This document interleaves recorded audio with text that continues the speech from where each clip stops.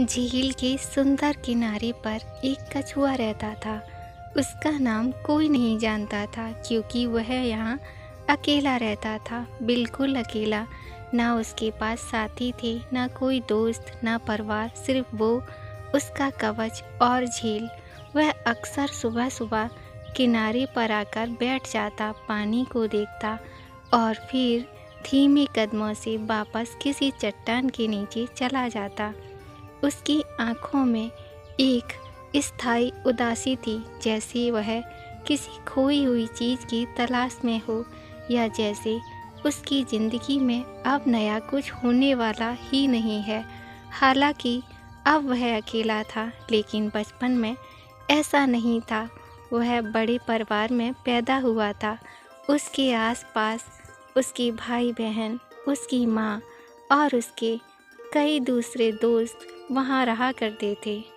उसके दिन धूप सेकने, टहलने और ठंडी रातों में एक दूसरे के पास आकर सोने में गुजरते थे। वह याद करता था कि कैसे उसकी माँ उसे कहती थी, धीरे चलना कमजोरी नहीं है बेटा, धीरे चलने वाला रास्ता देखता है, सीखता है और सही जगह पहुँचता है।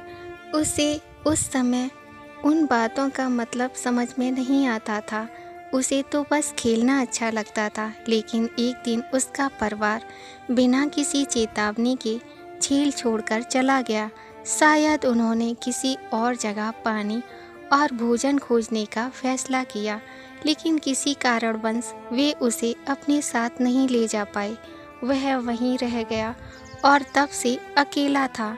शुरुआत में वह रोज़ किनारे पर खड़ा होकर अपने परिवार का इंतज़ार करता, हर लहर को देखता, हर आवाज़ को सुनता और सोचता कि शायद कोई लौट आया हो। लेकिन धीरे धीरे उसे समझ आ गया कि अब वे वापस नहीं आएंगे। इस समझ ने उसे भीतर एक अजीब सी चुप्पी से भर दिया। उसने खेलना छोड़ दिया, तैरना कम कर दिया और धूप सेकना भी। वह ज़्यादा समय अपने कवच में सिर छुपाकर बिताने लगा।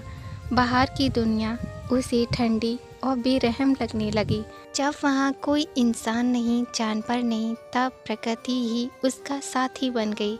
वह पेड़ों के झूलते साए देखता, पानी में गिरती बारिश की बूंदों की आवाज़ सुनता और कभी कभी रात को तारे गिनने की कोशिश करता। एक शाम जब आसमान नारंगी हो रहा था, तब उसने महसूस किया कि सूरज भी हर रोज़ डूबता है, लेकिन अगले दिन फिर लौटता है। उसने सोचा, मेरी ज़िंदगी भी ऐसी ही है। शायद अभी भी बस एक लंबी रात है, लेकिन कहीं ना कहीं सुबह मेरा इंतज़ार कर रही होगी। यह सोच छोटी थी, लेकिन पहली बार उसने खुद से कुछ अच्छा कहा था। दिन बीतते गए, कछुआ खुद से बातें करने लगा था। वह सोचता था, मैं इतना धीमा क्यों हूँ?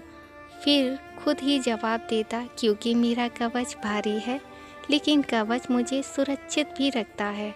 वह सोचता, मैं अकेला हूँ, यह बुरा है, लेकिन फिर सोचता, अकेले होने का मतलब है कि मैं खुद को जान सकता हूँ बिना किसी दबाव के। धीरे धीरे उसने महसूस किया कि वह अपनी उदासी को शब्दों में बदल सकता है और फिर उन शब्दों को सकारात्मक बना सकता है। और फिर एक दिन मौसम अचानक से बदल गया। आसमान में काले बादल छा गए, हवाएं तेज हो गईं और झील में बड़ी बड़ी लहरें उठने लगीं। कछुआ डर गया, लेकिन उसने अपने कवच में सिर छुपा लिया और इस तरफ बैठा रहा। बारिश कई घंटों तक होती रही, लहरें किनारे से टकराती रहीं, लेकिन उसका कवच मजबूत था। जब तूफान थमा तो उसने आसमान में एक इंद्रधनुष को देखा। उसने महसूस किया, मेरे कवच ने मुझे बचाया, मेरी धीमी चाल ने मुझे स्थिर रखा। यह चीज़ कमजोरी नहीं, ताकत है। उस दिन उसने पहली बार मुस्कुराने की कोशिश की। अब उसने तय किया कि वह रोज़ तैरने जाएगा, चाहे थोड़ी देर ही सही।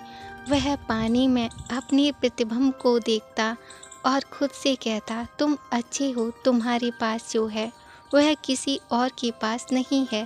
धीरे धीरे उसका कवच और भी चमकदार होने लगा। अब वह ज़्यादा देर धूप में रहने लगा था। उसका मन भी हल्का होने लगा, जैसे कवच का भार अब सिर्फ शरीर पर था, मन पर नहीं। एक दिन उसने सोचा, क्यों ना झील के दूसरे किनारे तक जाया जाए। पहले उसने डर महसूस किया, क्या पता मैं थक जाऊं, क्या पता रास्ता लंबा हो। लेकिन उसने खुद को याद दिलाया कि धीरे धीरे चलना भी पहुंचना होता है। यात्रा लंबी थी, लेकिन रास्ते में उसने कई नई चीज़ें देखीं। पत्थरों पर उगते छोटे पौधे, पानी में चमकते पत्थर और गहराई में तैरती हुई मछलियाँ। जब वह दूसरे किनारे पर पहुँचा तो उसे लगा जैसे उसने एक बड़ी जीत हासिल कर ली हो।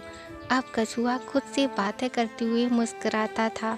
वह कहता था, तुम अकेले नहीं हो, तुम्हारे पास तुम खुद हो। और सच में अब उसे अकेलापन डराने की बजाय सुकून देने लगा। उसने महसूस किया कि उदासी कोई स्थायी चीज़ नहीं है, यह बस एक मौसम है जो बीत जाता है, जैसे बारिश, जैसी सर्दी, जैसी रात। एक दिन सूरज ढलने के समय वह फिर से किनारे पर बैठा था। पानी पर सुनहरी परछाइयाँ पड़ रही थीं और हवा में ठंडक थी। उसने खुद से कहा, मैं वही हूँ जो पहले था, लेकिन अब मैं खुद को कमज़ोर नहीं मानता। मैं धीमा हूँ लेकिन स्थिर हूँ।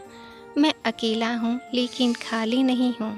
उसके चेहरे पर अब एक सच्ची मुस्कान थी, वो मुस्कान जो सिर्फ दूसरों को दिखाने के लिए नहीं बल्कि खुद के लिए थी। इस कहानी से यह सीख मिलती है कि हर जीव, चाहे वो कितना भी छोटा, धीमा या अकेला क्यों ना हो, अपनी ताकत में, अपनी गति में अद्वितीय होता है। जब हम खुद को स्वीकार कर लेते हैं तो दुनिया भी हमें अलग नज़र से देखने लगती है। अगर आपको मेरी यह कहानी अच्छी लगी हो तो प्लीज़ मेरे चैनल कीको की दुनिया को सब्सक्राइब कीजिए, लाइक कीजिए और शेयर कीजिए।